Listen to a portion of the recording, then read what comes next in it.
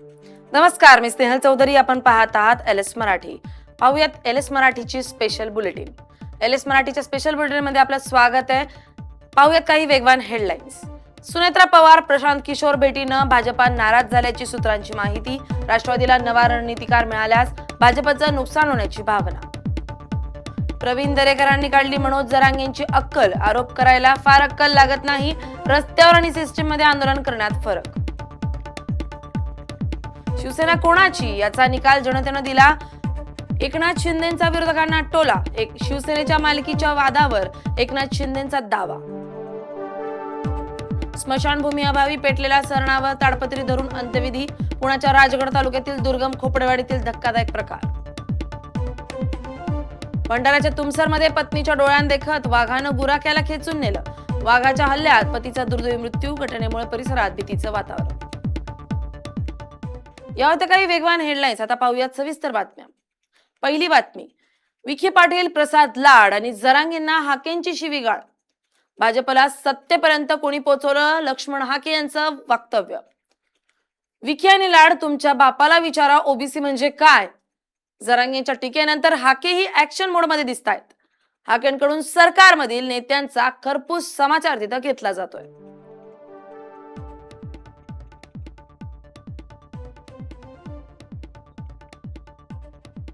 हाकेंनी नेमके काय पोस्ट केली आहेत पाहूयात.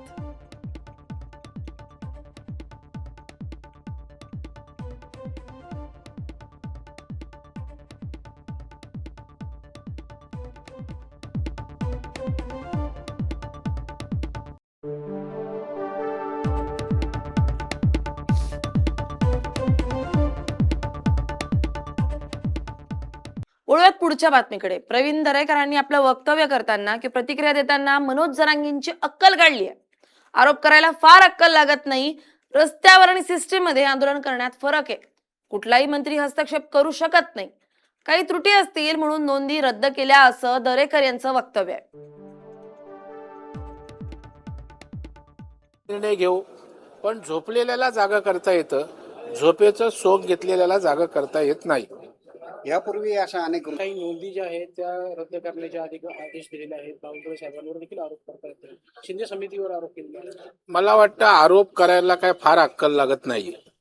कोणी कोणावर काही आरोप करू शकतो, पण ज्याला सिस्टीमच समजून घ्यायची नाही त्यांच्यावर काय बोलणार. जात पडताळणी समिती ही क्वाशी ज्युडिशरी अथॉरिटी आहे आणि यांना न्यायालयीन पॉवर आहेत आणि असा कुठलाही मंत्री हस्तक्षेप करू शकत नाहीत. लेखी द्यायचा तर विषय नाही, कारण ते कंटेम्प्ट होईल आणि त्या ठिकाणी काही त्रुटी असतील म्हणून त्या नोंदी कॅन्सल केल्या असतील. जर तुमचं म्हणणं आहे की नाही जाणीवपूर्वक केल्या आहेत आणि काही त्रुटींच्या पूर्तता करायला सांगितलं, पूर्तता केल्यावर पुन्हा ती नोंद होईल.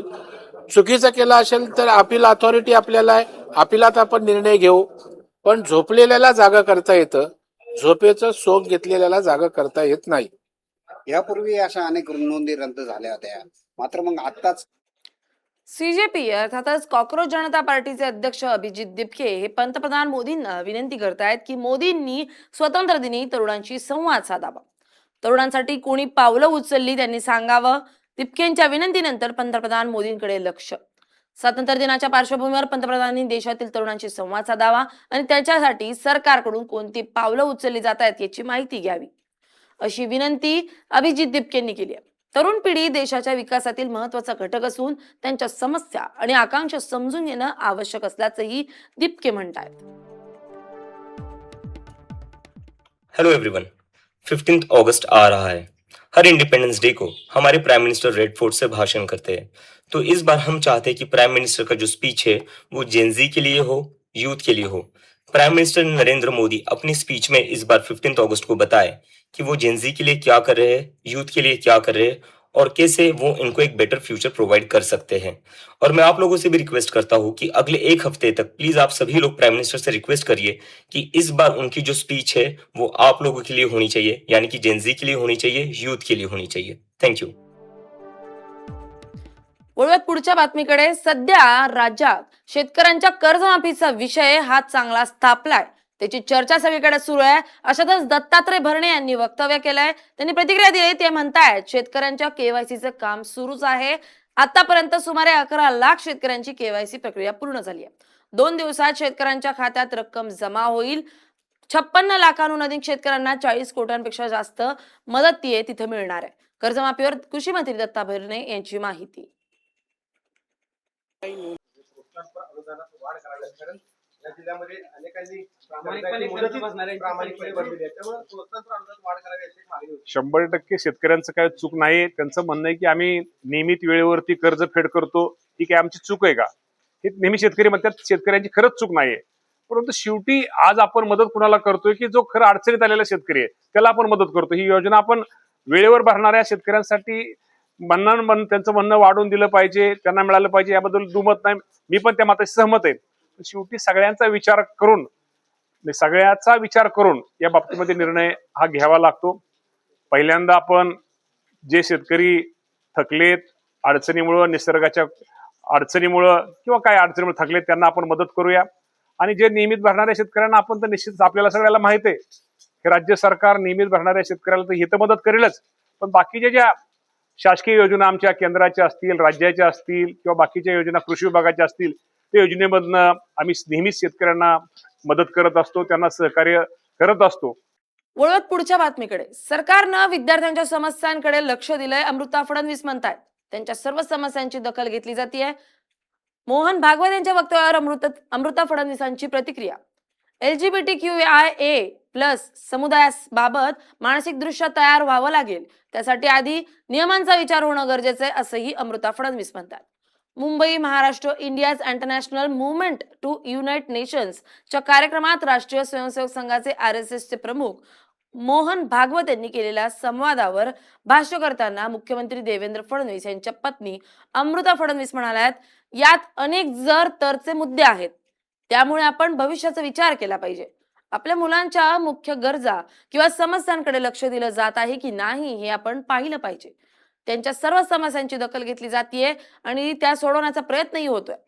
LGBTQIA+ समुदायाबाबत मोहन भागवत यांनी केलेल्या विधानावर त्या म्हणाल्यात, मोहनजींनी केवळ एवढंच सांगितलं की अशा प्रकारच्या क्रांतिकारी बदलांसाठी समाजाला आधी मानसिकदृष्ट्या तयार व्हावं लागेल.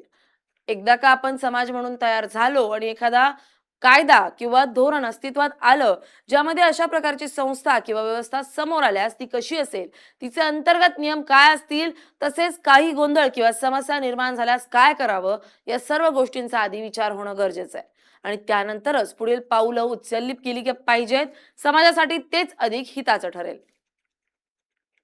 बच्चों का जवाब सर संघ चालक जी आज दे चुके हैं कि there are many ifs and buts, तो लेट्स लुक फॉरवर्ड एंड क्या हुआ, किसकी तरफ से लैप्स हुआ, ये तो it is studied and there are different sides to the stories. हमें इतना देखना चाहिए जो बच्चों के जो मेन मुद्दे हैं वो केटर किए जाते हैं कि नहीं.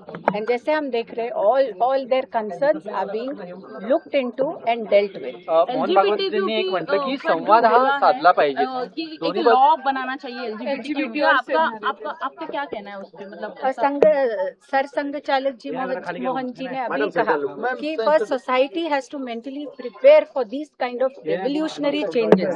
वंस हम प्रिपेयर्ड है as a society and there is a law और policies within the society कि अगर ऐसा इंस्टीट्यूशन आता है सामने तो वो कैसा रहेगा, उसके अंदरूनी लॉज क्या रहेंगे in case of some turmoil और डिसरप्शन. तो वो सब पहले जगह पे आए, फिर आगे की सोचे.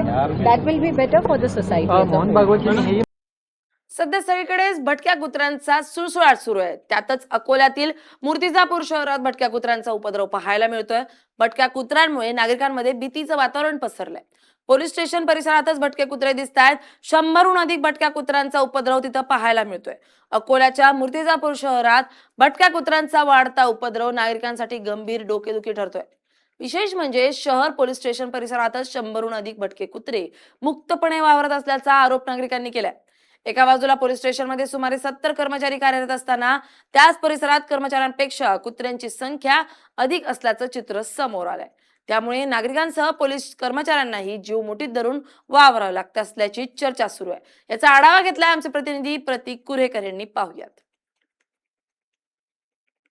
आपल्या जिल्ह्यातील मूर्तिजापूर शहरात भटक्या कुत्र्यांचा उपद्रव हा नागरिकांसाठी डोकोदुखी ठरत आहे. तर दुसरीकडे नागरिकांमध्ये मोठ्या भीतीचे वातावरण पसरलेले आहे. मूर्तिजापूर शहर पोलीस स्टेशन परिसरात 100हून अधिक कुत्र्यांचा वावर असल्याचं चित्र एक स्पष्ट झालेलं आहे. या ठिकाणी येत असलेला जे नागरिक आहेत त्यांना मोठ्या कसरतीचा सामना करावा लागत आहे. विशेष म्हणजे शहर पोलीस स्टेशन परिसरात 100हून अधिक भटके कुत्रे मुक्तपणे वावरत असल्याचा आरोप नागरिकांकडून केला जात आहे. एका बाजूला पोलीस स्टेशनमध्ये सुमारे 70 कर्मचारी कार्यरत असताना त्याच परिसरात कर्मचाऱ्यांपेक्षा कुत्र्यांची संख्या अधिक असल्याचं चित्र समोर आलेलं आहे. त्यामुळे नागरिकांसह पोलीस कर्मचाऱ्यांनाही जीव मुठ्ठीत धरून वावरावे लागत असल्याची चर्चा शहरात रंगत आहे.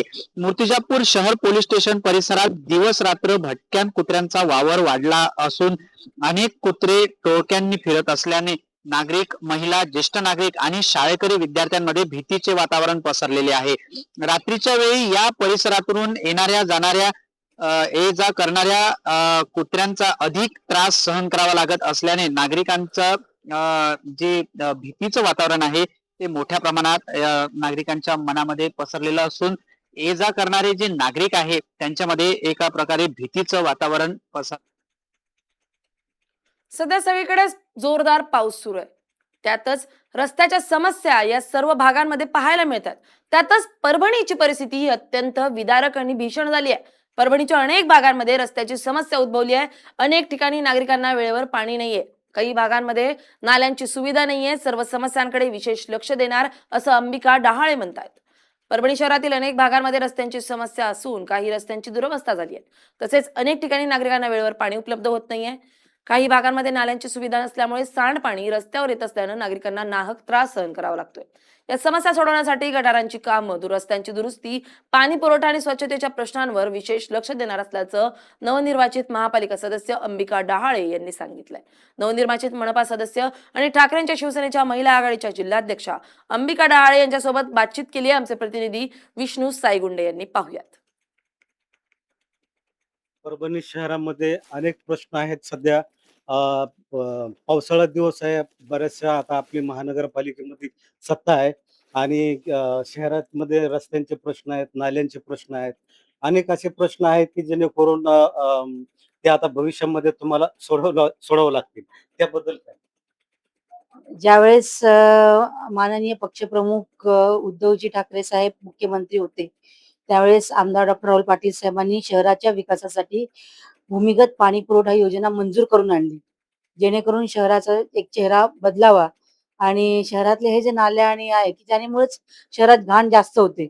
आपण बघतो की पावसाळा आला की या नाल्यांमध्ये पाणी तुंबतंय, पाणी रस्त्यावर येते आणि यामुळे ही भूमिगत गटार योजना उद्धव साहेबांनी मंजूरही पैसे केलेले होते.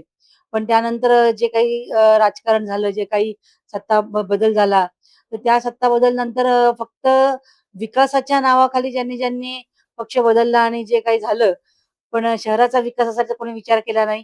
आम्हाला उद्धव साहेबांनी जे आपल्या शहरासाठी मंजूर करून दिलेले पैसे होते त्याच्यावरती स्थगिती आली. म्हणजे एक वेगळं राजकारण झालं. पण ठीक आहे, आता सध्या सत्ता जरी त्यांची असली तरी महापौर शिवसेनेचा असं आहे सध्या परभणीमध्ये आणि महापौर साहेबांच्या माध्यमातून आमदार डॉक्टर राहुल पाटील साहेबांच्या नेतृत्वाखाली त्यांच्या मार्गदर्शनाने शहराचा नक्कीच विकास करण्याचा प्रयत्न करू. जे काही शहरामध्ये अस्वच्छता आहे तर ती स्वच्छता करण्यासाठीच असेल, पण यासाठी वरती सुद्धा जे काही सहकार्य लागतं वरच्या सरकारकडून ते सुद्धा त्यांनी द्यावं. नाही दिलं तर आम्ही एवढं खंबीर आहोत की त्यांच्याकडून ते करून घेऊ. निश्चित शहराचा पूर्णपणे कायापालट येणाऱ्या काही दिवसामध्ये नागरिकांना दिसेलच. या पाहिल्या काही सविस्तर बातम्या. आता पाहूयात आताच्या घडीच्या काही महत्त्वाच्या घडामोडी. शिक्षक भरतीची प्रतीक्षा करणाऱ्या उमेदवारांसाठी आनंदाची बातमी. पवित्र पोर्टलद्वारे राबवली जाणार भरती प्रक्रिया. राज्यात 30,000 शिक्षक पदांसाठी होणार भरती. एका महिन्यात खडकवासला धरण साखळीत 43 टीएमसी पाणी जमा. क्षमतेपेक्षा 1.5 पट जास्त पाणी धरण क्षेत्रात जमा. जुलै महिन्यात धरणे 100% भरली. मुंबई उच्च न्यायालयाच्या कोल्हापूर सर्किट बेंचमध्ये औसाया नामातील दूध संस्थांची सुनावणी पूर्ण. दोन्ही बाजूच्या वकिलांनी 1.5 तास युक्तिवाद केल्यानंतर निकाल राखीव. कोल्हापुरात मुख्यमंत्र्यांच्या हस्ते रविवारी विविध विकास कामांचे लोकार्पण. शहरातील विविध प्रकल्पांसाठी 587.16 कोटींचा निधी. बुलढाण्यात दिव्यांग प्रमाणपत्रांची होणार फेरपडताळणी, बनावट लाभार्थ्यांवर कारवाईचा इशारा, जिल्हा परिषदेतील 880 कर्मचाऱ्यांची होणार छाननी. मुंबई पुणे एक्सप्रेसवेवरील मिसिंग लिंकच्या बोगद्यात भीषण अपघात, कार आणि टेम्पोच्या भीषण धडकेत एकाचा जागीच मृत्यू तर एक जण गंभीर जखमी. धाराशिवमध्ये कार्यालयीन वेळ सुरू होऊनही अनेक अधिकारी आणि कर्मचारी कार्यालयात गैरहजर, तुळजापूर येथील गटशिक्षण अधिकारी कार्यालयातील कारभारावर गंभीर प्रश्नचिन्ह. धाराशिवच्या तेरखेडा येथे दंगल आणि दगडफेक करणाऱ्यांचा आकडा वाढला, गाड्यांची तोडफोड करून पोलिसांवरच प्राणघातक हल्ला करत दहशत माजवणाऱ्या 80 जणांवर येरमाळा पोलिसात गुन्हा दाखल. परभणीच्या पाथरी शहरात डेअरी दुकानाला भीषण आग, आगीत दुकानातील फ्रीज, मशिनरी, दुग्धजन्य पदार्थ, फर्निचर आणि इतर साहित्य जळून खाक, अंदाजे 15 लाख रुपयांचं नुकसान. वाशिम जिल्ह्यातील मालेगाव शहरात चोरांचा धुमाकूळ, एका रात्री 4 घरांमध्ये चोरीच्या घटना, पोलिसांसमोर चोरट्यांचा जेरबंद करण्याचं मोठं आवाहन. या होत्या आताच्या घडीच्या काही महत्त्वाच्या घडामोडी. पाहत राहा LS मराठी, सत्याची नवी दिशा.